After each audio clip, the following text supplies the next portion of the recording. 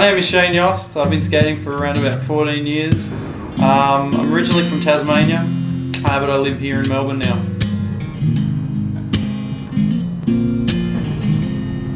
I'm just sitting here on this stool at the bar. In the old days, I grew up in Launceston in Tasmania, notorious for all its hills and the crazy hilly environment that surrounds sort of the main town. So I pretty much lived at the top. So every time we went for a skate, it was hill bombing all the way down to go to the skate park, and then a trudge all the way back up again to go home. It was a cool place to grow up in, even though there wasn't much to skate. When I was there, we had an 8-foot cement vert ramp that was like 12 foot wide. One of our favourite pastimes was jumping in the car at 3 o'clock in the morning and going to the highest hills we could find and just bombing all the way down, and then getting another car, skitching it the way back up top again, and then doing it again and seeing how fast we could go and seeing if we could find a steeper hill than we just rode. So yeah, those were the days growing up in Tasmania. To capture and win. Black box is to capture and win. Black.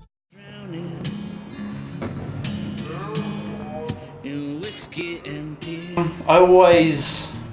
My passion was going upside down several hundreds of feet in the air, well, like I'd like to believe. So vert for me, it was just a natural thing. That's why I sort of moved away from skating everything and just focused on one thing, so I could see how far I could take it, and it was just what I enjoyed the most. Tonight.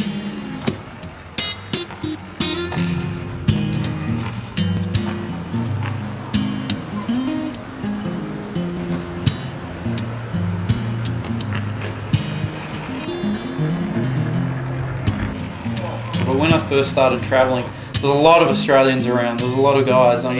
6 places of the top 10 in street or vert was taken up by Australians, which is just, that's just a phenomenal concept. But there was a lot of money in those days. There was a lot of things going on. There was a lot more contests. There was a lot of things just happening.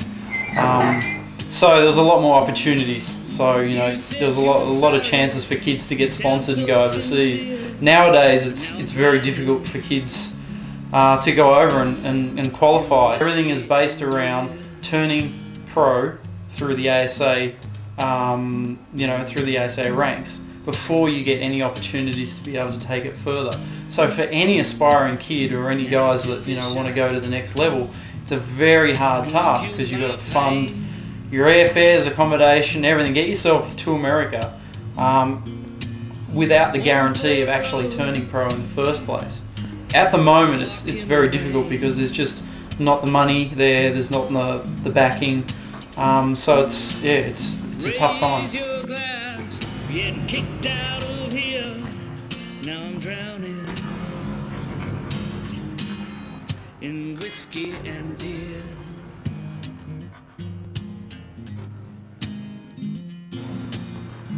These days, being a pro it's very different from the ideal that people seem to believe that a pro should be. Kids these days have these crazy notions of pros sitting around, smoking drugs, drinking alcohol, going to parties, and just being rock stars. But honestly, if you want that kind of lifestyle, go and become a musician, because that's the only real place that you're going to be able to carry on like that.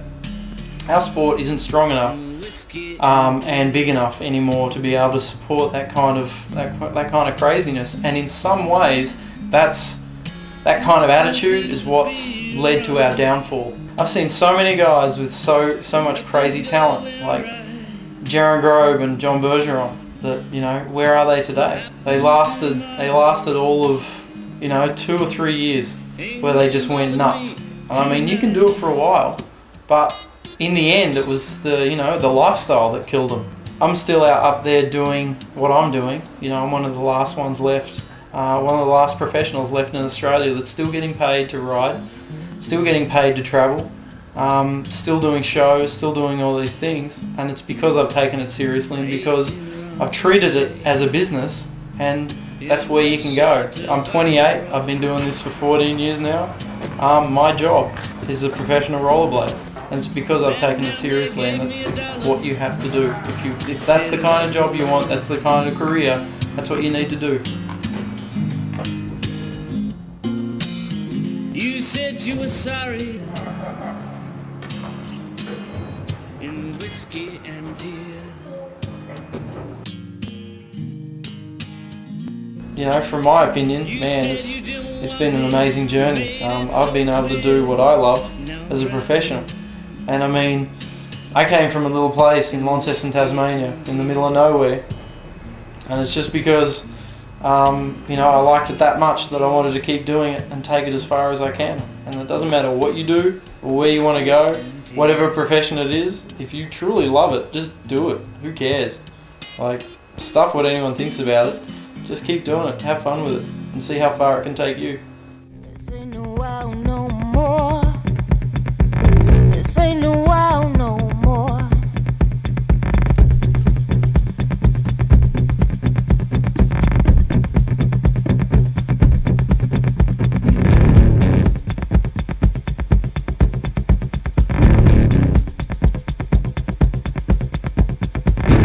You're gonna have to step over my dead body before you walk out that door. Show me with your magic, landed looking tragic. Forever's the feather, you ain't got no more. This ain't no wow now, they all been put down. You ain't dead yet, fled to die closer to the shore. This ain't no wow no more. This ain't no wow no more. This ain't no wow no more.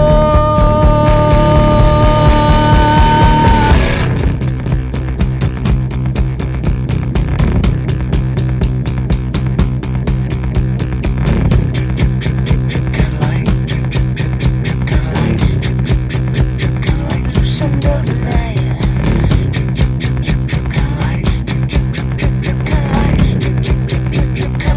Loosen up the night.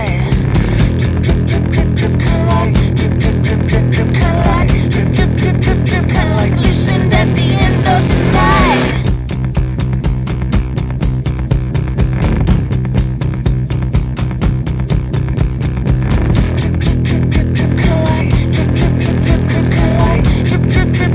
night. Loosened at the end of the night. This ain't no wow now, they all been put down.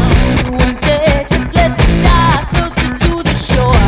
This ain't no wow now, they all been put down. You ain't dead, you fled to die closer to the shore. There ain't no wow now, they all been put down. There ain't no wow now, they all been put down. There ain't no wow now, there ain't no wow now, there ain't no wow now, there ain't no wow now, there ain't no wow now, there ain't no wow now, there ain't no wow now, there ain't no wow now, there ain't no wow now, there ain't no wow now, there ain't no wow now, there ain't no wow now.